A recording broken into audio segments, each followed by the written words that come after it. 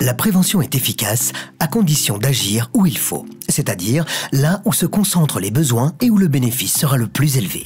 Cela implique de fixer correctement les priorités.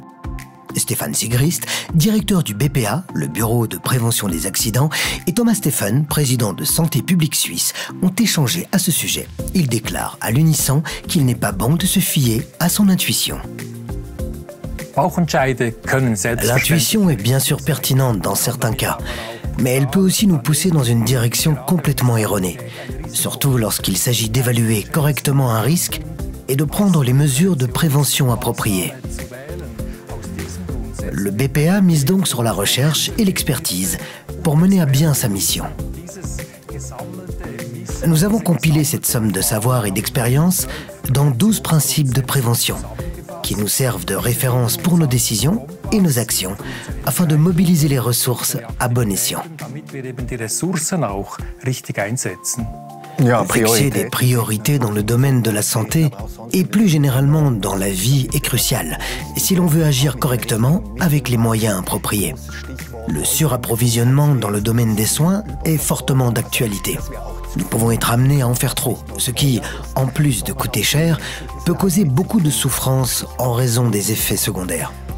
C'est pourquoi j'invite toujours les étudiantes et les étudiants à considérer le domaine des soins sous 2 angles.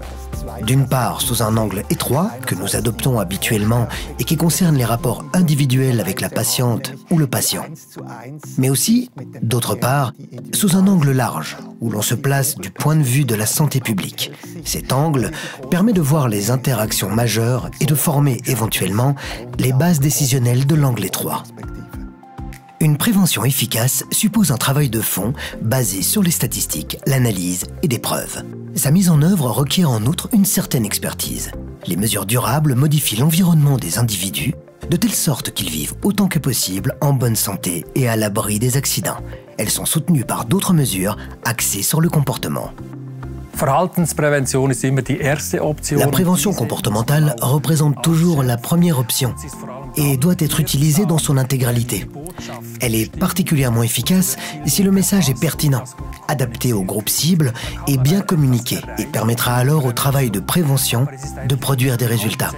Mais il ne s'agit pas de la principale stratégie. On sait en effet que l'individu commet toujours des erreurs et qu'il doit par conséquent être aidé. Il s'agit donc d'utiliser l'ensemble des possibilités légales et techniques à notre disposition pour sécuriser une situation. L'aide au freinage d'urgence illustre très bien ce point de vue.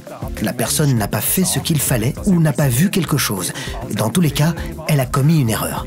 Avant qu'une collision ou des blessures ne surviennent, la technique intervient par un freinage d'urgence. Il ne s'agit donc pas de changer fondamentalement, mais plutôt d'aider l'individu.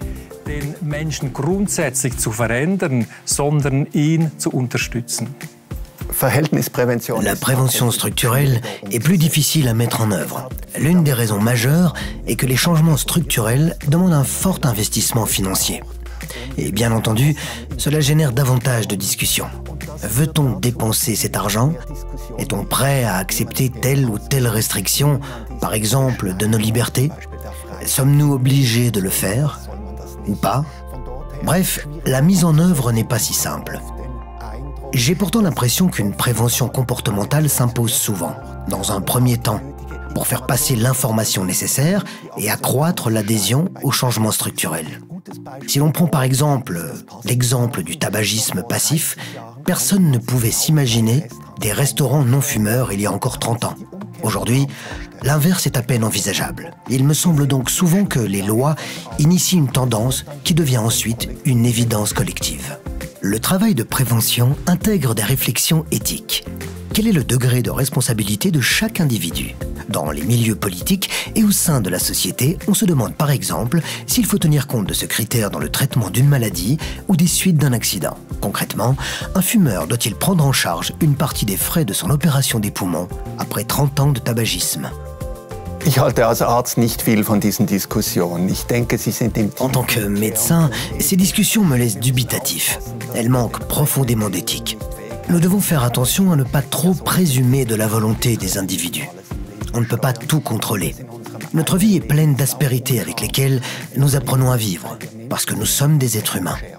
Lorsqu'une personne tombe gravement malade ou est victime d'un accident, il est donc important de faire preuve d'une totale empathie et d'un soutien sans faille pour qu'elle se rétablisse et puisse à nouveau mener une vie normale. Damit sie wieder ein gutes Leben führen können. Le BPA se préoccupe aussi de savoir à partir de quel moment et dans quelle mesure le comportement individuel face au risque joue un rôle ou non dans le travail de prévention.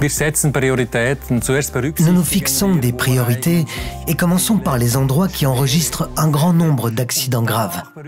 Nous prenons ensuite en considération le comportement face au risque, qui présente différents visages. Prenons un enfant sur le chemin de l'école.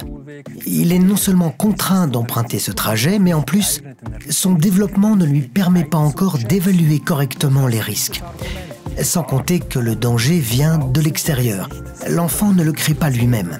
Il est donc naturel que nous investissions davantage de moyens dans ce domaine que dans des sports à haut risque pratiqués par des personnes adultes et responsables.